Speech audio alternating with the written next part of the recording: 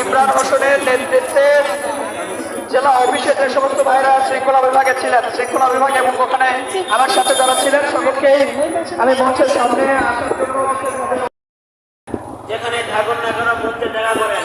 আমি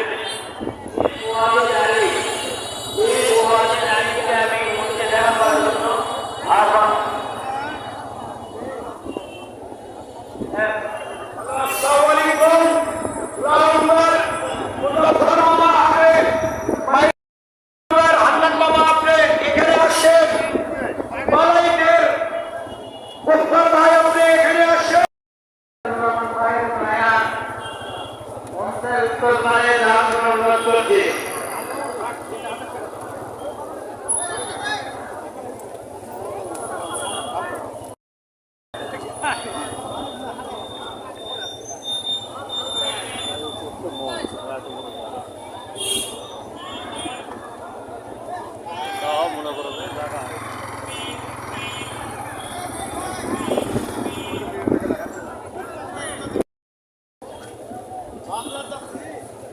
বসার জন্য চটও বিছাই